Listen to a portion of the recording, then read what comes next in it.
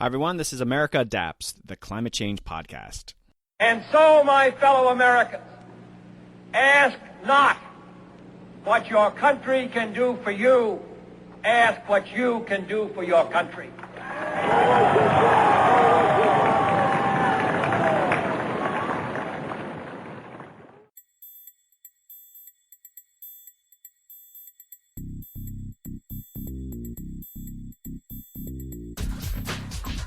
Welcome back, Adapters. In these unsettling political times, I take great comfort in John F. Kennedy's words that they still inspire idealism in Americans. Two of my guests are shining examples of this idealism. So in this two-part episode, I talk with two 13-year-old climate activists, and we have another edition of Australia Adapts with Dr. Johanna Nalua. Okay, so some background on this episode.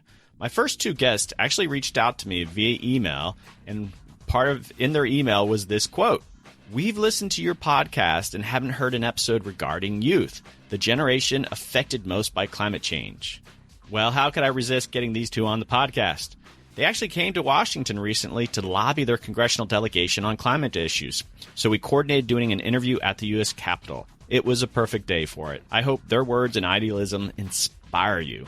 Okay, also, Dr. Nalua from Griffith University in Queensland, Australia, is back and talks with Dr. Jean Palutikof of the National Climate Change Adaptation Research Facility in Queensland, Australia.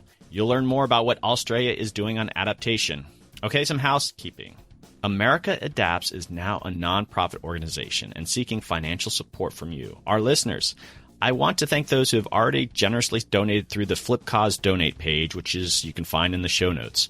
I truly appreciate all the support that's come in, and thanks to those who are also using the recurring donation option. Long-term support will ensure the podcast grows and has the resources to record on location, like I did in Uganda, and to build out this platform for promoting the field of adaptation. So thank you so much. All right, don't forget to subscribe on iTunes, so every new episode is just waiting for you. And also, I love hearing feedback from you on the episodes that you've enjoyed, or if you have issues with an episode, please let me know. The highlight of my week is hearing from the random listeners. I'm at americaadapts@gmail.com. Okay, upcoming guest. It's a packed schedule all the way through fall. I have Mark Morano of Climate Depot coming up, along with Erica Bolstad, an adaptation reporter who just recently was with Climate Wire at E&E News.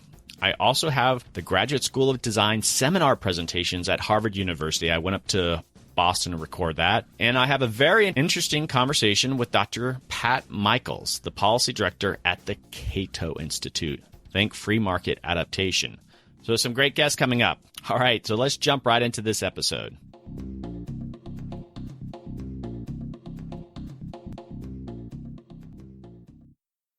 Hey, Adapters. First off, I am in the shadow of the U.S. Capitol, and I have two very special guests, Charlie Abrams and Jeremy Clark. Hey, Jeremy.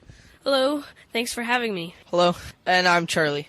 These are two of my youngest guests that I've ever had. So first off, why are you in the nation's capital? You two are from where originally?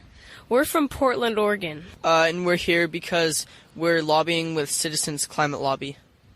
Okay, so I want to give a little backstory of why we're even here talking. And so who's going to tell me the history of why we're talking here? Who contacted me first? So I contacted you when I was sick about a couple months ago, trying to reach out to another podcast. And so part of the reason is that you had been listening to my podcast, right? Yeah. And so there's something that stood out why you felt you needed to be on the podcast, right? What reason was that? I think it was just because it seemed like you were the type of person who could really help get a message out. No, that's okay, but you're flattering me. But the reason is that you guys kind of hassled me because you said, I'm not getting enough young guests on. So how old are each of you? So we're both 13. Okay, you're right. I've never had anyone that young on, so I appreciated that you reached out and you said, all right, we're the next generation of climate change activists. Okay, here you are in the nation's capital doing some really cool things, but what are you doing back home? That's part of the reason you're here today. So back home, we are trying to basically accomplish the same things that we're doing here. We're trying to pass something called a fee and dividend, which is a very similar policy for what we lobbied for yesterday.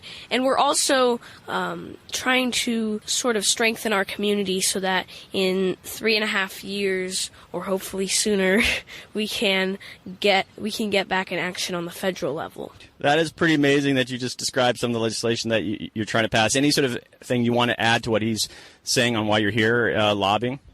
So back home we also have a blog that kind of got us started, and we're also part of Our Climate that was originally Oregon Climate, and we're working with them back home, and now since they're going nationwide as Our Climate, we can also work with them in DC. Okay, so what do you talk about on your blog? We originally made our blog so that we could educate youth on climate change, but since then we've spread to just educating the public and about climate change. All right, the first thing you should do is start off with the name of your blog and the URL. So our blog is called Two Green Leaves, and you can find it at twogreenleaves.org. Okay, are you guys going to start posting now that you've done this trip? Yes. Wait, what do you mean? So just how you write on your blog, I'm sure there's some great content that was generated from this trip. Yes, we will definitely be writing about this trip and some of the legislation that we lobbied for. Okay, I've got one of the dads here with me. Dad, please introduce yourself. I'm Chris Clark. Okay, and so tell me, how did these kids get started on this issue? So Jeremy was in 4th grade, and he gave a speech, and Charlie was in the class about climate change. And they were friends back then, and were hanging out on a fishing trip, on a camping trip, and decided to do something that was a blog. And fortunately, Charlie's dad, Howard, is a programmer and could do all the technical stuff. And ever since then, that's given this a great platform to educate others and about the causes, effects, and solutions to climate change. There are armies of people trying to communicate what climate change really is and what it means for the planet. And so it's clicked with you. So what does climate change mean to you? So climate change to us kind of means our future. Since we are just 13, we can already see the effects and impacts right now, and we know they're going to get more drastic as we grow up. Okay, so tell me a little bit about Portland. I've been there before. It's a lovely city, but do you do a lot of outdoor activities there? Yeah, I like to backpack in the summer, and I'm also a runner, so I go outdoors a lot to exercise and prepare for races and stuff. So who did you lobby yesterday? Was this just your congressional delegation? So yesterday we lobbied with Earl Blumenauer. What? Yeah, so Earl Blumenauer is the representative for our district. We also lobbied with Peter DeFazio, who's a representative to district to the south, and then Congressman Kewin, who's a Nevada representative, just to educate him and his staff about, what we were, the carbon fee and dividend. So did you actually get to meet with any of the members? We were able to meet with Representative DeFazio in person, and then it was staff. Actually, Representative Blumenauer was also there. It was he and his staff, and there were a lot of us there, so it's kind of a mix and mingle. Okay, and so it's not often that you actually get to meet with a member. So that's great that you actually get some face time with a member. Congratulations on that. So what stood out for you? What did you really enjoy about the experience? I thought it was an amazing thing just to go to Washington, D.C. and make a change because, most people who are visiting Washington, D.C., like us, you're walking around, you're looking at all sorts of landmarks like the Lincoln Memorial and Supreme Court, the U.S. Capitol. But this time, we were actually doing something, and we got fully immersed in the United States federal system of legislation, and it was really cool to see how things worked. Well, you have a leg up, I think, on most Americans. They have no clue on how this really, how democracy really works. So I just congratulate both of you. But what about you? What stood out for you as you were lobbying?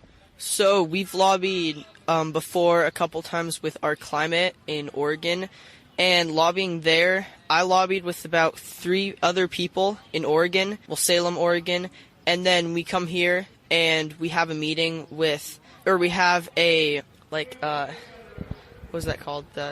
We had a conference with over 1,300 people, and I've never seen that many climate activists in one room. and lobbying was also different. One of our groups had about 12 people in it, and we've never had an experience with that many. Also, something that didn't exactly involve lobbying, but it was just a really cool experience. My dad and I stopped by John Lewis's office and said hi, and we also stopped by Bernie Sanders' office because we're big fans. Awesome. John Lewis is a legend. And I think one thing I wanted to add is that if you can't make it to the federal level and you're hearing the show, get out to your state level. I mean, for me, that was the most surprising thing, that you could just walk into your state house and you could talk to your district reps, and they actually want to hear from you. And particularly if you're, a kid, youth, parent with your kid, go out there, because it really leaves an impression. And even here on the federal level, before I came, I wrote a letter about the recent health care bill that was passed in the House. I was pretty upset. And I wrote it to Blumenauer, and I was meeting with him and his aide. I'd gotten a letter from Blumenauer, and as we were leaving, I shook the aide's hand, Kevin's hand, and he just pulled me aside and said, by the way, thanks again for writing that letter about healthcare. We passed it around the office. And I was completely amazed that, these things, these stories that you tell do make a difference. And I would just encourage everyone to write and stay active. And I think that's a really good thing to remember, especially now. That's a great point, because there's a lot of form letters that go to these offices, and they kind of mentally file those away, but those sort of personal letters that they know someone took the time to write, they really do make a difference. So, yeah, that's very encouraging to hear. Okay, so you guys, you listen to the podcast. I talk a lot about adapting to climate change, and so about Oregon, do you hear about these news stories of how the state or the cities are adapting to climate change? Do you know of any examples that you could share with my listeners? Well, in Oregon, at least where I'm living, it's not necessarily completely evident that climate change is a problem, because it's indirectly affecting us. Something that I would like to do to adapt, or at least my plan, is when I grow up to go to college and then get out of college, graduate, I'm planning to move to Sault Ste. Michigan, or somewhere in Upper Michigan, because that is one of the only areas in the United States that won't be drastically affected by climate change. The rest of the the rest of the country will be having quite severe problems, although these places that don't have all these effects are going to face problems of overpopulation, because everybody's going to be moving there. Well, I hope you stay in some communities that need your help, so maybe you'll reconsider moving to Michigan, and I think you'll actually appreciate Oregon a lot more than Michigan in the short term. I want to challenge both of you, and I just asked you about how Oregon's adapting to climate change, is do a little research, and then maybe the two of you could write a blog post on that, and I would love to share on my social media and saying, okay, these are kind of things, because you'll be surprised that Oregon's dealing with issues like drought, and ocean acidification is now affecting the Pacific Northwest, and you guys should bring some attention to that. So I hope you take up that challenge. All right, so we're almost done here, but I am so impressed that you are 13-year-olds coming to the Capitol, lobbying your congresspeople. My 13-year-old, oh my goodness, I can barely get him to make his own breakfast. What would you say to other kids out there like you who are not even thinking about these issues? They're thinking about what most kids are thinking about. What can you do to inspire them to take a little bit more action out there? So like we said, we started in 4th grade. And the best thing you can do when you're younger is start small. So the easiest thing for us then was to start a blog so that we could grow to what we are now. And once you start small, then you can do a lot of other things, get noticed by climate organizations or ask to join climate organizations. After we made a blog, we called OPB ourselves to ask for an interview. And then from OPB, our climate, which at that point was Oregon Climate, found out about us, and then from Oregon Climate, CCL found about us, and we just kept growing and growing. Okay, what about you, Jeremy? I would say that the best thing to do if you aren't really familiar with climate change or climate change activism is to really try and expand your community, because once you expand your community, you have an amazing platform to try and get your own ideas out about climate change. And I think a great way to do that is to, well, there's so many ways to do that, in fact. All the climate change organizations, they're all very outgoing, and they're all willing for anyone to join their organization, no matter if they're a kid or an adult. So that's where I would start. Okay, some amazing thoughts. Any final thoughts, Dad? Yeah, and kids, I'd say, as you find out more and you want to do more, you've got leverage. You can tell your parents, hey, who are you voting for? What's your position on climate change? And I'll clean my room when we go lobby. I was going to ask because I have to bribe my children to do positive things. Saving the planet isn't something that inspires them. And so any extra perks like extra allowance or ice cream? No, I think it's just, extra encouragement and support. And when they say they're interested in whatever it is, if it's climate change or other things, just try to listen and respond and ask them, what can I do to help? There actually is a perk. When you grow up, you get to have a planet to live on. What an amazing final message. All right, we're going to go around just final thoughts with Jeremy and Charlie here. Thank you so much for all the support that people like you have given us, and the people who have helped us advance our message and become the people that we are today. Awesome. All right, guys, thanks a lot. And for those listeners out there, you're hearing some local flavor. We're on the grounds of the U.S. Capitol, and so all these different sounds. But Charlie and Jeremy and Dad, I want to thank you for being here, and I'm looking forward to publishing this podcast, and I hope you guys keep listening. All right, everybody, that is all from the U.S. Capitol. Thank you so much, Charlie and Jeremy.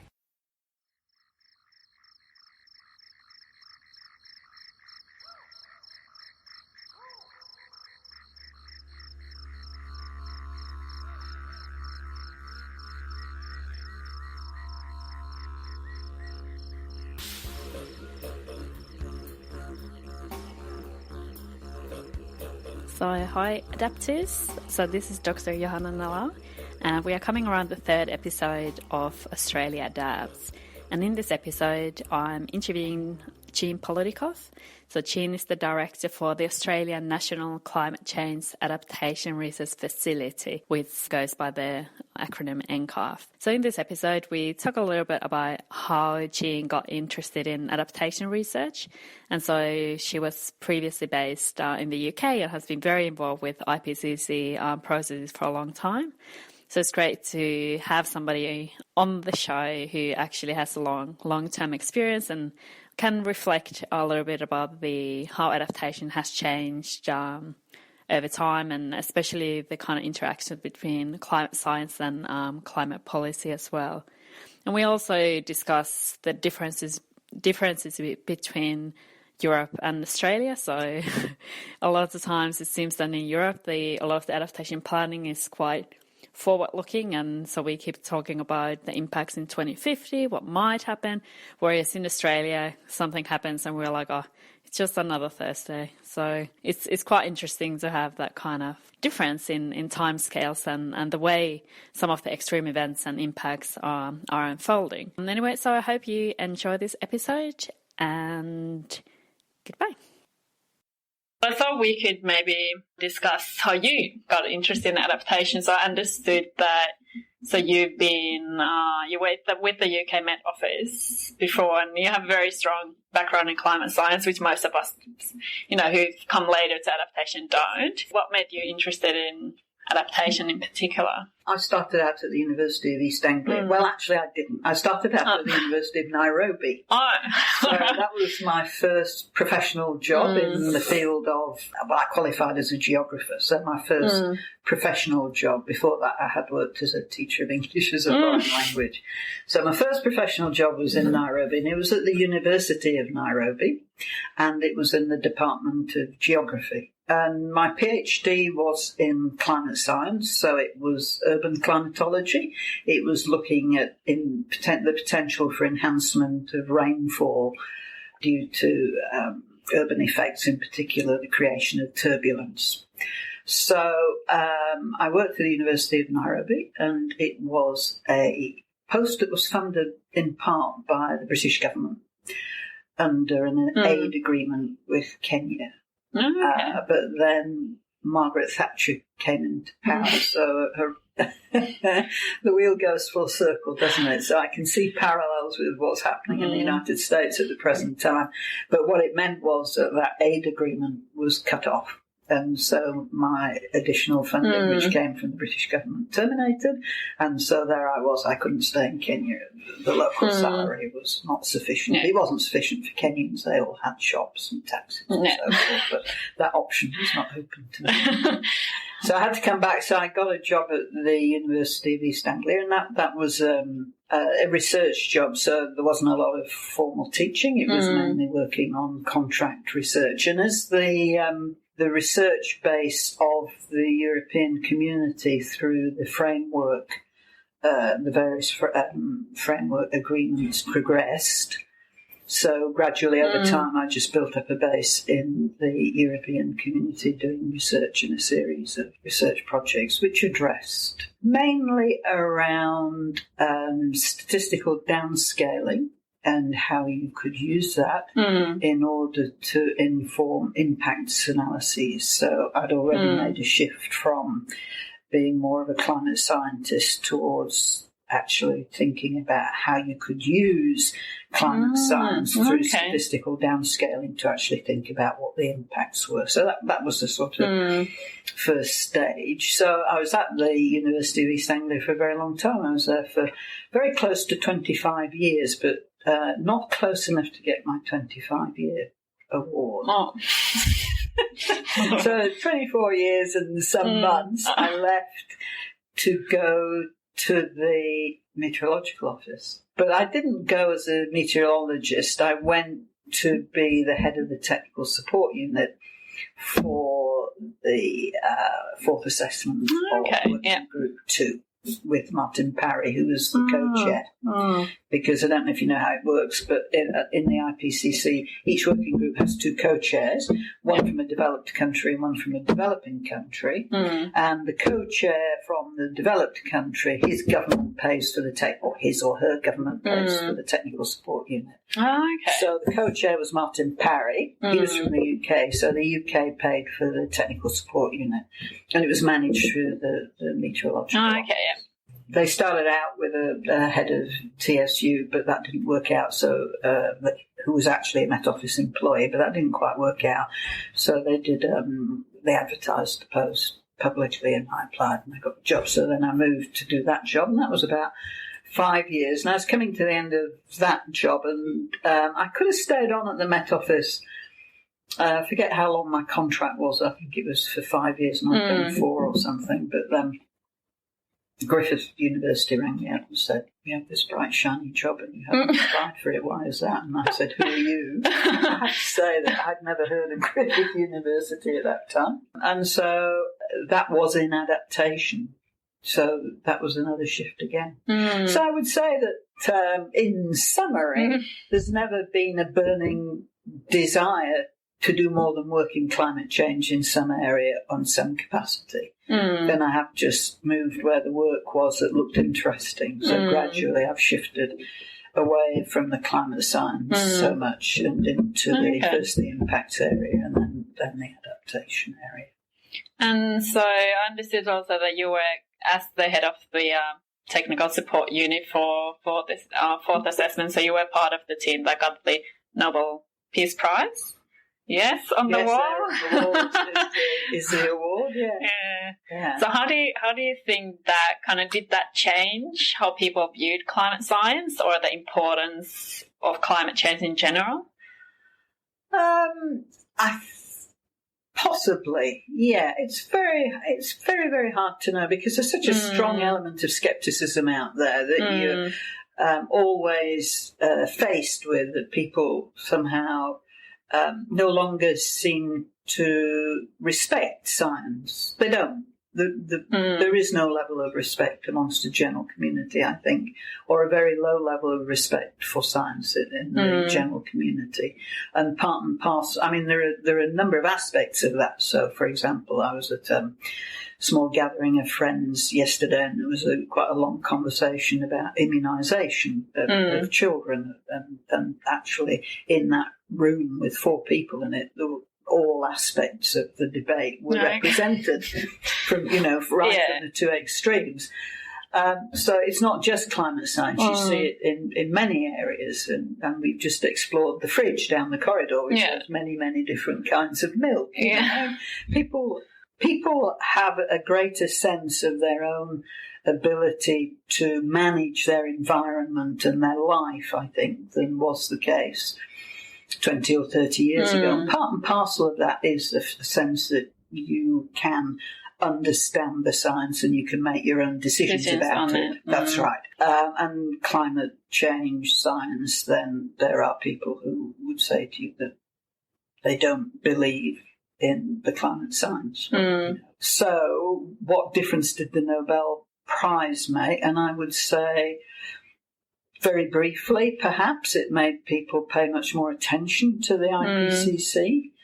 And that maybe lasted for a couple of years, and now I think it's almost totally forgotten, except by the people who were awarded the prize and maybe their peers. You know. But the job of chasing people down to say to them, you're part of this. You have worked in some capacity for the IPCC. You've been an author or a contributing author or a reviewer. We went right back through the books to the first assessment and produced a list for the Secretariat in Geneva and everybody who had ever worked for the IPCC in any capacity whatsoever, if we could find them and they were still alive, because not all of them were, got an award, which I thought was great. I really enjoyed doing that, and I thought it was a very worthwhile thing, and I had some very interesting conversations. Because I think a lot of scientists, we produce the information, but then you often don't know even how it's used. No, you don't. No. So because I know that you in your current role, you've done a lot of the kind of, science policy kind of crossover, and how do you explain, for instance, adaptation to policymakers? So what have you found that has been the most kind of engaging way to do that? Well, the first thing I would say is that if I had known when I began my career what would happen with climate change and the politicisation of climate change, I don't think I would ever have chosen that area of study. It was never anything that I would want. And I'm sure that applies to 95% of the people who are working in climate change. And they didn't ever, you don't think to yourself, I'm going to go into this really contentious area of science and I'm going to fight my corner. I don't think you do. I would be looking for something that would allow me to have a more peaceful existence. So I think that's the first thing to say. So I don't feel particularly well qualified to talk about how you communicate science or, what's the best approach to policymakers, because I have never received any training. No one has ever taken me on one side and said, no, Jean, you ought to do it this way. And that's not the right way. You should do it this way. And I honestly don't know if anybody knows how is the best way to, because we're all so bad at it, and the results of what we're doing are so poor. So I did actually sit and watch the video of the recent the US Congressional Committee on Science and their exploration of climate change science and the scientific method. They had amazingly, that committee had 4 witnesses, and 3 of them were skeptics, and 1 of them was not. So how representative were those witnesses? You just sit there and you think, well, what is going on there? The one witness who was a strong advocate of the reality of global warming was Michael Mann. And he, above everyone, seems to be the person who is never tired of trying to fight the corner of climate change science. Many people have fallen by the wayside and said, I can't go on with this, it's just doing too much damage to myself, my family, my friends, and I'm just going to step aside from this one. But he carries on. And did I think he managed to shift the position of any of the 25 people or so who were sitting on that committee? I don't think he made the slightest difference whatsoever. The guys who came from California and New York and northeastern United States. They were completely comfortable with climate change science. They accepted it. Their point of view was purely and simply, what are we going to do about this? And the guys who were from, Oklahoma and Alabama, their point of view was, this is crap and we don't want to know anything about it, and we don't believe it, and if we did believe it, we wouldn't want to do anything about it because too many jobs are on the line. Yeah. Then there was the amazing statement by the chair of the committee that science is not an objective journal, which I have to say did stop everybody in their tracks for a moment, including me, So this is the chair of the committee, the science committee of the Congress of the United States, and he's sitting there telling me that science is not an objective journal. Okay, right, well, we're lost. Yeah, it is contentious, and I think it's, most of the scientists don't receive that training for communication. No. In Australia, and so since you moved here, so what have you seen as the kind of the biggest challenges for Australia to adapt? If it's different sectors or with extreme events. I think Australia it's quite interesting what's happening here, but it's quite hard to pin down. That's probably true everywhere, I think. But what you find in Australia is that it sits much closer to the reality of climate change in many ways. So actually, someone from the Met Office asked me to write a forward of a big report on 3 EU contracts when I was trying to think, well, what do you say?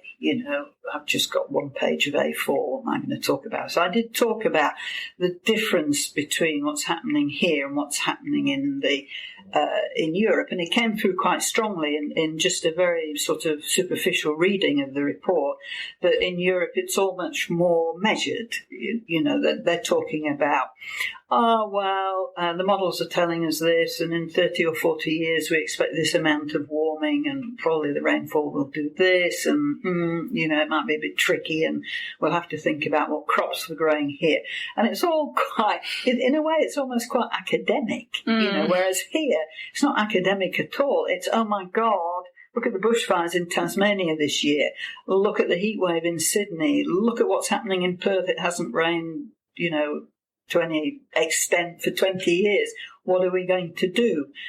So in a way, in Australia, it's a much more immediate thing. And it's almost that, okay, there are skeptics out there in Australia. There might even be a few more skeptics than there are in Europe, although I wouldn't necessarily think that that's the case. But over and above that skepticism, or in parallel with that skepticism, there's an awful lot of people saying, well, actually, we don't care what's causing it, but we reckon that it's going to continue like this. And so we need to do something about it. So it's quite, the thinking in Australia is quite conflicted in a way, but no one actually addresses that, which isn't necessarily a bad thing. Yeah, you can, if you think climate change is nonsense, okay, you can go on thinking that. But actually, what I'm going to do is, I'm not going to think about that. I'm actually going to think about what I'm going to do about my house, because I think bushfire is going to happen more often, and those trees are a bit close, so maybe I have to think about, maybe I have to replace them with something that's not so fire prone, I'm going to do something. So I think in Australia, so it's almost, there's a lot of stuff that's going on under the radar, I think, in Australia. Well, it sounds almost like it's more experience-based. It's, people have to deal in daily lives with the actual events already. And so I think maybe it's easier to explain also, adaptation in that context, that there's lots of things people can do, that you don't have to wait for 30 or 40 years out. Yeah, well, I think that's right. But then I think, so the real challenge here in Australia is around short-term and long-term, and how you so, because, of course, as you well know, probably better than I do, short-term solutions can turn out to be maladaptive in the longer term. So I think that's the big challenge for Australia, to make sure that there's a recognition that when people make decisions, that they're planning for the longer term and for the reality that this is a changed world. Yeah. It's not, It's not just El Nino and it's all going to go back to normal. So just thinking about, the bridge at Oxenford that goes up to Mount Tamborine. I don't know if you've been there, but there's a very nice new bridge that got washed out in the last floods, just totally destroyed. And you look at it and you think, well, actually there's absolutely no point in putting that back the way it is or was. You've really got to think about how you're going to make it more robust to increase intensity of flooding. They haven't done anything yet, so my guess is that there are people in the council or whoever's responsible thinking, yes, we actually have to find some money to build us back better. Because it's a major route up to Tamborine. It is the major route from Belfast up to Tamborine, which is a big community. No, it is. So now they have to go wandering around the houses. That's a good up there. It's that practical aspect of adaptation. But the important thing, I think, for Australia is this short-term, long-term, and making sure that what you do in the short term addresses what's likely to happen in the long term is maladaptive. And so I was also thinking if you could tell a little bit about Costa Dots, because I think that's one of the big projects that NCOF has been working on with the different levels of government. Yes. Costa Dots takes half the budget at the present time, and it's coming to an end now. And it's interesting that the scene shifts quite quickly. So 3 years ago, the federal government was looking at what was happening with sea level rise and coastal adaptation and thinking a couple of things. One, the responsible people are local governments. Two, quite a lot of local governments in Australia don't have very much money, and actually they're poorly resourced both financially and in terms of their capacity, their human capacity. And three, they're not getting a lot of help from the state governments to adapt. So bearing in mind those three things, what are we going to do? So then the federal government thinking, well, actually, we can't interfere directly because, it's the responsibility of the states, but they're actually not doing very much.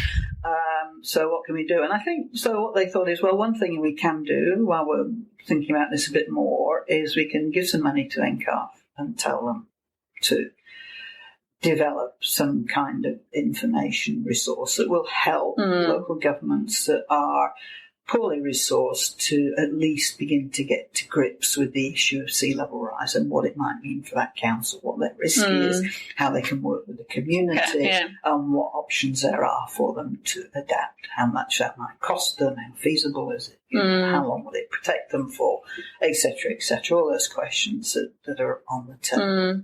So I think that was the initial thinking. Interestingly, over time, in the 3 years that we've been working on Costa Dots, there's been a shift in who is doing what and who is active in the space of adaptation. So you now find that you've got a federal government that is so obsessed with energy policy that it doesn't have a lot of time to think about actually the adaptation aspects of the Paris Agreement and managing climate change.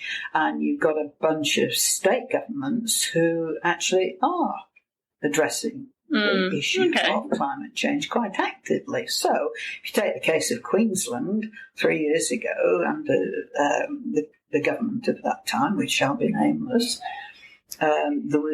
you could not mention the words climate change. Now we have a government that's allocated $14 million, which isn't a huge amount, but actually can go quite a long way in the context of Queensland.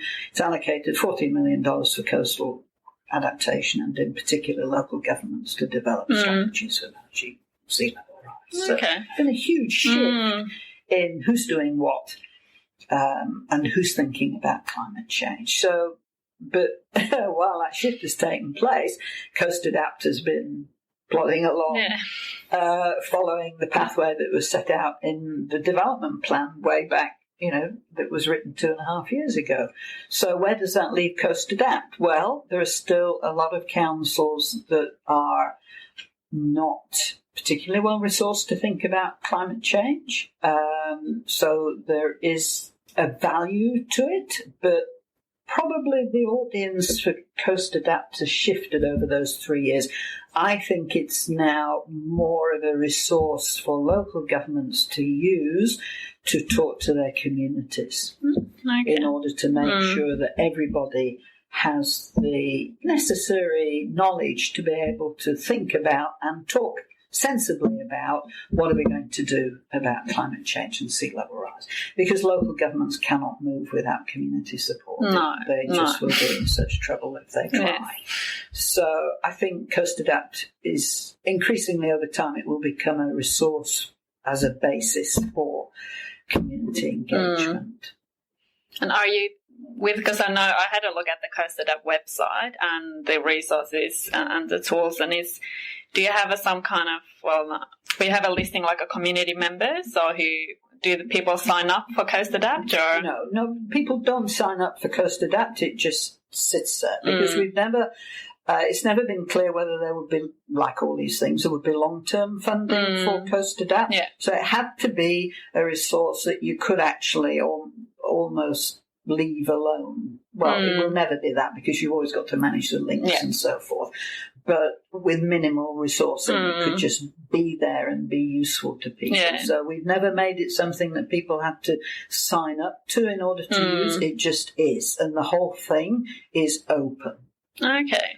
So talking a little bit about what Costa Dots is, it tries to cover off on pretty much all areas of climate change that would concern people living along the coast. So it has an emphasis on sea level rise, but it also looks at things like heat waves and, the effects on agriculture of climate change and so on. But the primary focus is sea level rise, and it sort of divides off into 5 areas. So there's an area on what is climate change, then there's an area on the impacts, then on understanding what adaptation is, and then on undertaking adaptation, and then finally there's a community forum that can bring people together. Okay. That community forum, in the end, if we're not refunded to work on Costa Dots, we will shut it down. Oh, okay. Because it is, we monitor it. So in your role as the director of NCOF, you've obviously, you've engaged with so many different groups. Are there any, what we could coin as success stories on adaptation in Australia? Something really innovative that you've seen, whether it's local government or communities or state governments? Is there anything that springs to mind might be useful? So innovative. I don't know how innovative you want to be with adaptation, or if we just limit ourselves to good practice, maybe. There's some interesting stories. So, Costa Dots itself has 67 case studies in it, so they're worth a look. But, the ones that interest me, so if you just talk about local governments, there's some local governments that are working down in Victoria that are beginning to use the pathways approach to adaptation, and they're using that as an engagement mechanism for their communities. So they're getting their communities together and they're saying, well, what would you be prepared? So they set the thresholds in the adaptation pathway based on community sort of expectations. So you say to your community, okay, so supposing that the foreshore was flooded 4 times a year and you weren't able to access the beach, how would you feel about that? Would you be prepared to put up with that? Okay, 4 times a year, 10 times a year, 20 times a year. So there's a point at which people say, well, actually, no, that's just too much. And then you can set your threshold there and say, okay, so that's the point at which, when that happens, we're going to have to do something. So now what are the options open to us to address that problem of flooding? And you can set up a whole, so you can say, okay, so the high street, sea level rise suggests to us that actually inundation of the high street would become a problem. This is what the problem would look like. Are you prepared to put up with that?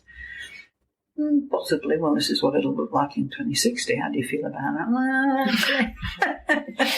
So pathways have a number of advantages.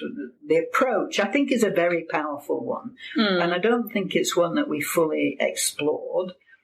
But for many local councils in Australia, what it represents is a basis for opening a conversation with the community that may be feeling very worried about climate change, unable to understand what it means, not knowing what the options are, so just feels generally a bit panicky about the whole thing. Yeah.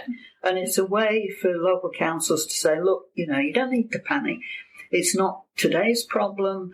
Sea level rise is going to be an issue going forward, but we've got a decade or so to think about this before we really need to move. But we need you guys on side. We can't move without your agreement and your support. So let's start to have a conversation about this. And quite a number of councils are beginning to see that that's the way that you open a dialogue. So, I mean, there are some examples of really stupid things that councils have done where they've put up their inundation mapping on their public website and not had any community warning that this was going to happen, and the whole community, when they found out that it's there, just got, I mean, look, that's my house. It's underwater, and you never told me. So really not a sensible thing to do. Other councils are saying, we've done this inundation mapping, come and have a look at it. This is what it's telling us. But it's not tomorrow.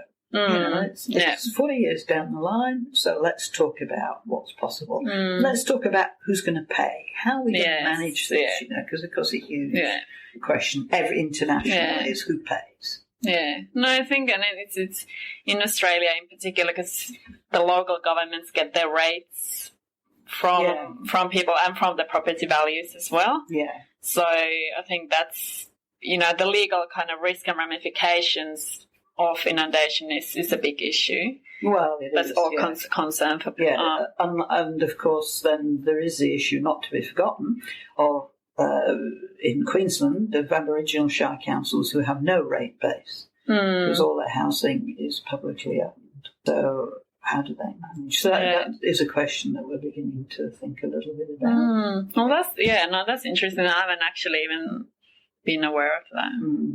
I wanted to ask you also on what your views are going, because we had the Paris Agreement. Obviously, most countries have ratified that. Yeah. And there has been discussion on the global adaptation goal, and I think Australia is required to do the National Adaptation Plan. Yep. So have there been any talk on what that might look like, or? Well, not to my knowledge, but I'm not sure I would know.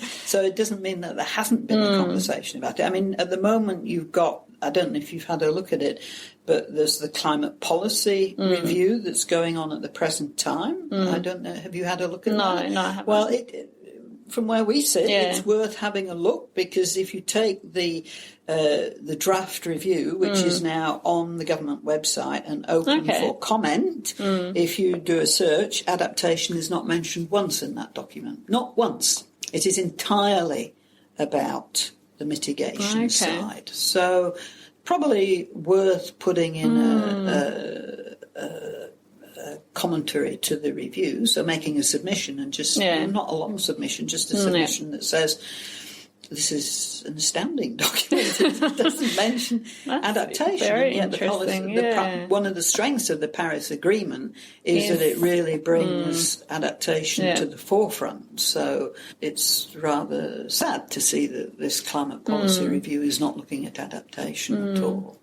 So I'm sure that someone somewhere is thinking, yes, we have to do something about this National Adaptation Plan business, but I'm sure it will happen and the box will be ticked. Yes, hopefully. All right, well, thanks so much for your time. You're welcome.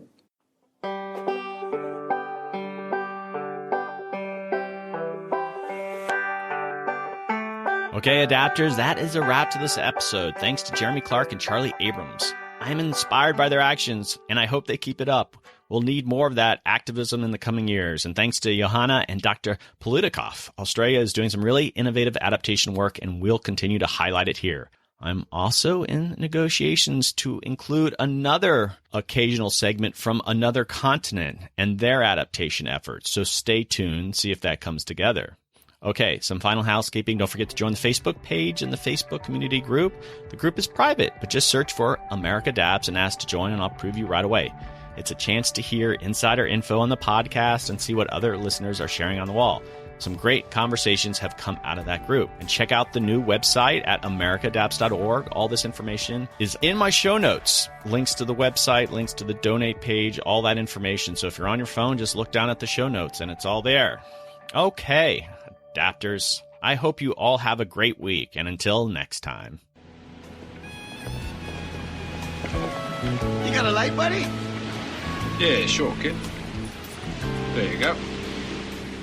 And your wallet. Nick, give him your wallet. What for? He's got a knife. That's not a knife. That's a knife.